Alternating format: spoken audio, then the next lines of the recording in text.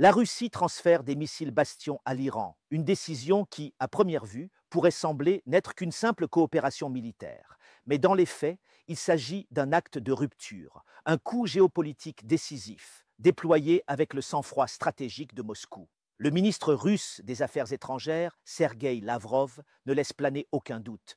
Plus de négociations, elles ont été piégées. Cette phrase laconique, dénuée de toute forme de nuance, résonne comme un glas. Le temps des discussions stériles est révolu. Ce qui vient de se passer n'est pas un simple message envoyé à Washington, ni une démonstration d'appui à Téhéran, c'est une gifle stratégique, calculée au millimètre, délivrée sans bruit, mais avec un écho puissant.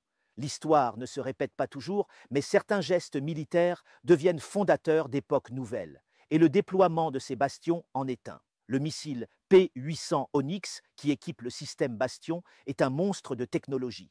Capable de détruire des cibles navales à plus de 600 km, il file à des vitesses supersoniques, rase la surface de la mer, contourne les radars et frappe avec une précision chirurgicale. Il est conçu pour survivre, pour tuer et surtout pour dissuader.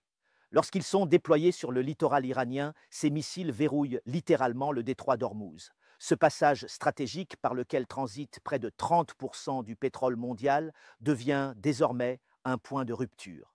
Un verrou que seul l'Iran peut ouvrir ou fermer. Et tout destroyer, tout porte-avions, tout tanker qui oserait tester la patience de l'axe Moscou-Téhéran devra le faire en sachant que le retour ne sera pas garanti. Sergueï Lavrov n'a pas besoin de grandes phrases. Son style, sec et froid, s'est transformé en manifeste. Un seul mot, fin.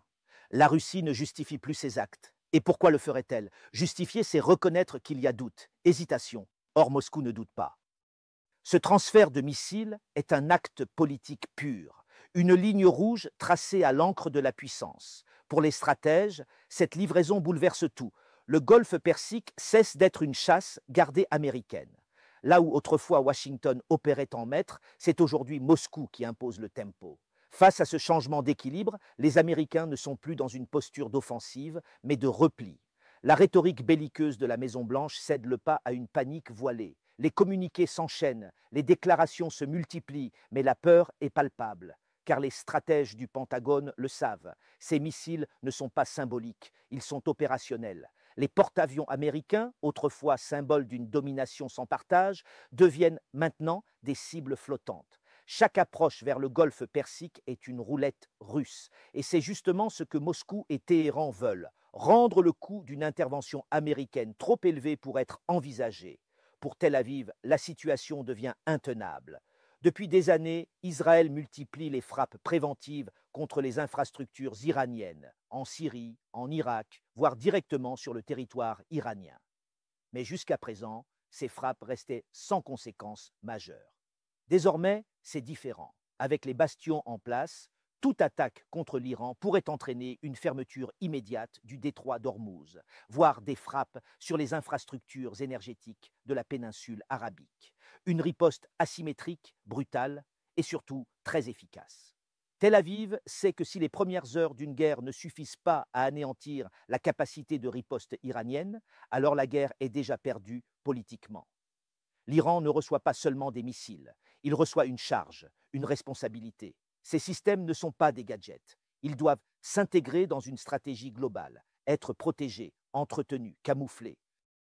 Car les leçons de la guerre en Syrie sont encore fraîches. Les systèmes non actifs ou mal placés sont neutralisés en quelques minutes. Mais l'Iran n'est plus la cible vulnérable d'hier. Il possède déjà des copies du S-300, des radars nationaux, des drones et une doctrine adaptée à la guerre asymétrique. Le bastion vient donc renforcer une architecture déjà existante. Et surtout, l'Iran sait qu'une grande guerre approche, peut-être demain, peut-être dans un mois, mais elle viendra.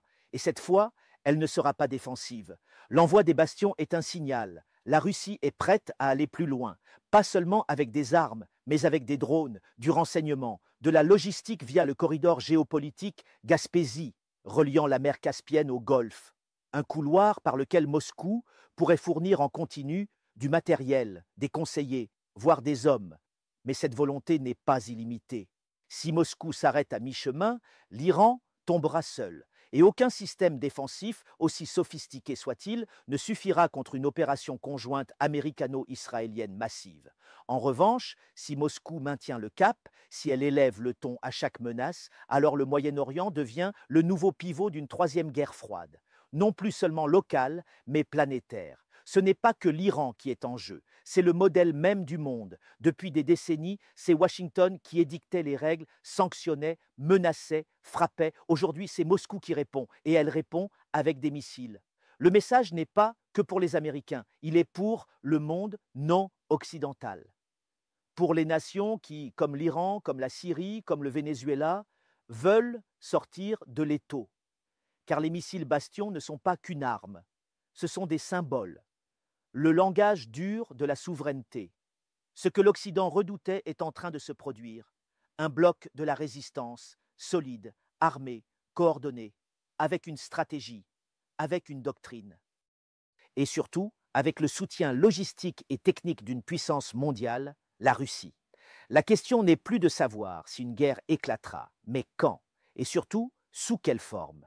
Car aujourd'hui, le moindre dérapage, la moindre frappe, pourrait entraîner une cascade de répliques dans un Moyen-Orient où chaque nation est surarmée, où chaque base est une cible.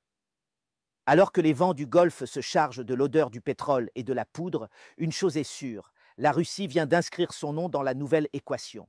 Et l'Iran, armé jusqu'aux dents, ne compte plus plier. L'heure de la résistance mondiale a peut-être sonné.